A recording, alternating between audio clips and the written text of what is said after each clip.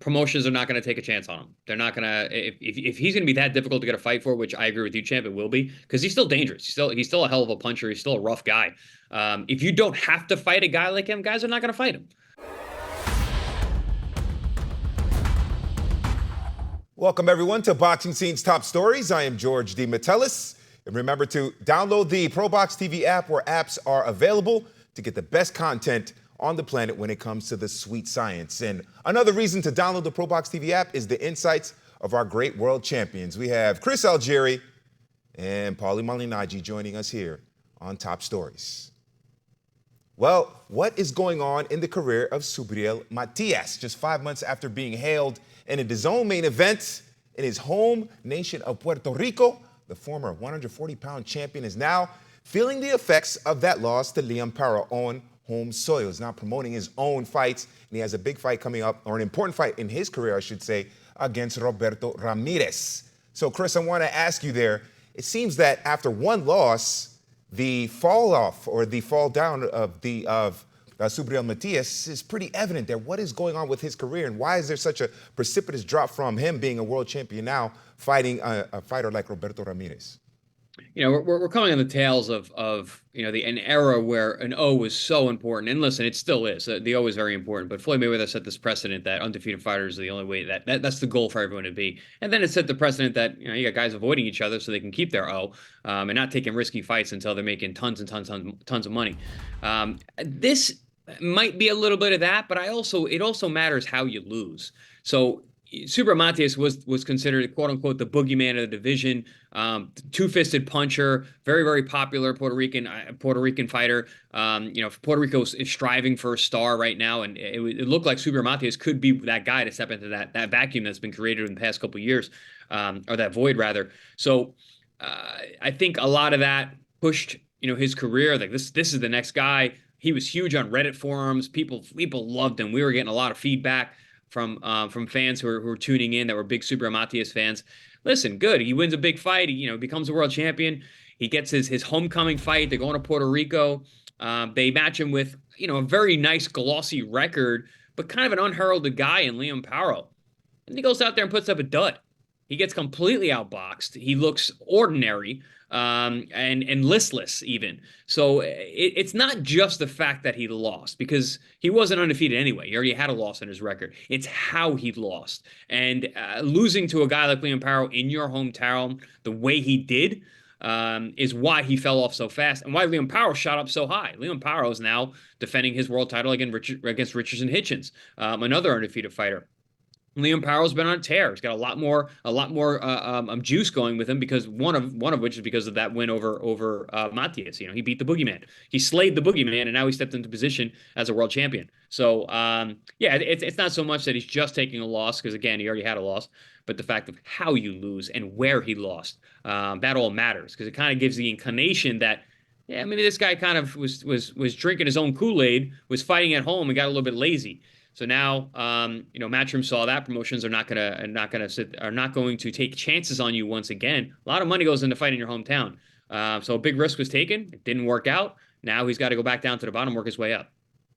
Yeah, Paulie, what do you make of the drop here in Subriel Matias' career now, after being a world champion and losing to Liam Paro and now fighting against Roberto Ramirez? I echo these sentiments, honestly. I think the way you lose counts for a lot as well. There had been a standard set, a precedent set for Subriel Matias, as this boogeyman, this destroyer, possibly the best guy in the weight class. A lot of fighters were already starting to avoid him. In the weight class, they were, you could see they were sort of planning to plot to, go in the opposite directions and whatnot. The only reason Liam Paro took the fight is because Paro was still hungry and hadn't yet built a big reputation for himself. So, you got to kind of take those risk fights that other people don't really want to take. So Paro went in there and got rewarded, not just with a big victory, but with a big victory in the guy's hometown. So it was really shocking for a lot of people, including myself, and like a lot of people in boxing. We were looking at Matias as the guy who nobody wants to fight. I mean, somebody like Ergashev had been a pretty good prospect on the come up, and the way he blew out Ergashev really was surprising to me, and really sort of eye-opening for me as well. So it came out of nowhere. And you know what? I echo the sentiments of Chris. Like I said, the champ mentioned about, you can lose focus, you can lose, you're in your hometown, you're drinking your own Kool-Aid.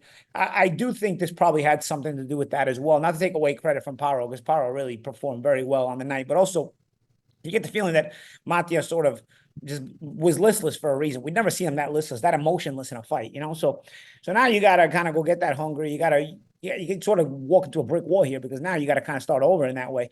And yes, it is unforgiving in the business to do that. But remember, when you had a reputation as a big puncher and as a guy who destroys people, now all of a sudden you look this bad. When guys like this take losses and they don't have a strap or a bargaining chip to work with, people avoid them anyway. I mean, remember, Golovkin was so good and so strong, people were avoiding him even as a champion. Beterbiev, we've seen the same thing. So Paro was sort of on his way to becoming that kind of thing. It was just starting out. So when you get beat like that, you have trouble getting big fights even when you have the bargaining chip, let alone when you don't have the bargaining chip. It's going to be even more difficult, because people just don't want to walk into that mess, that difficult situation where you're going to get beat and hurt and look bad.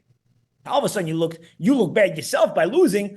So now you could become the guy that was the boogeyman, but you also have this reputation where you look bad. So in the negotiating table, all of a sudden, this looks bad. Because now people are going to say, well, dude, what if he shows up as the boogeyman? Now I got to go fight this guy. And, he just looks so terrible. If I go lose to him, it'll be even worse for me. So now just the threat that he could be the boogeyman, but his reputation ain't so good, that's going to hurt his ability to get fights and be promoted. I guess that's why Matchroom didn't want to deal with it. So, Paulie, let me ask you this. Matias at 140, how much of a player is he in the division? He's only 20. I mean, he only has 2 losses, so obviously his career is not over. But how much of a player is he at 140 now?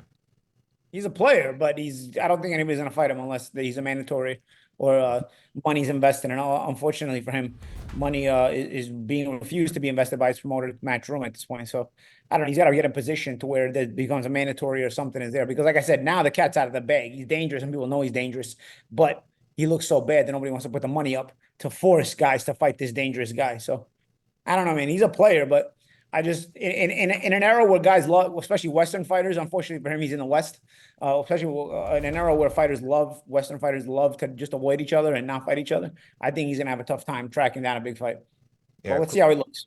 Yeah, that was the key there. It depends on how he looks. Chris, what do you make of Matias at 140? Is he still a player there? And I guess it depends on how he looks against Ramirez. No, even whether he looks good or not, he's 32 years old. The promotions are not going to take a chance on him. They're not going to, if he's going to be that difficult to get a fight for, which I agree with you, champ, it will be, because he's still dangerous. He's still a hell of a puncher. He's still a rough guy. If you don't have to fight a guy like him, guys are not going to fight him. And he was beaten so bad by Leon Paro, again, who at the time was completely unheralded.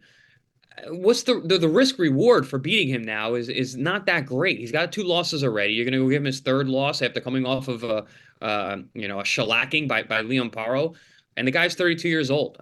What he's going to be, even if any promotion picks him up, he's going to be an opponent for somebody else. So in terms of him being able to build back, I mean, he took such a precipitous fall that it's going to take a lot, but the age and time is not on his side. Yeah, certainly going to be fascinating to see what happens between Subriel Matias and Roberto Ramirez. We'll see if the Puerto Rican can kind of reignite his career at 140. Also, remember to scan the QR code, like, subscribe, and leave a comment on our YouTube channel. Download the ProBox TV app where you can watch the Contender Series. Nicholas Flas versus Christian Gomez is the main event from Kissimmee, Florida. Jimmy Smith, Chris Algieri, and Paulie Malignaggi will be ringside for the call of that one. Should be some entertaining fights here on ProBox TV. I'm George D. Metellus. This is Boxing Scene's Top Stories. ProBox TV Contender Series.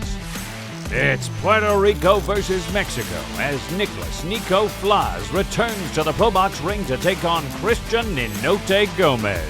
Darrell Blast Val Saint looks to keep his undefeated record against Angel Relampago Ruiz.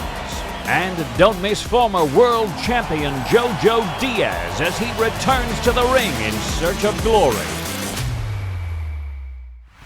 For more ProBox TV, scan the QR code on the screen or go to the App Store and Google Play. ProBox TV, your boxing channel.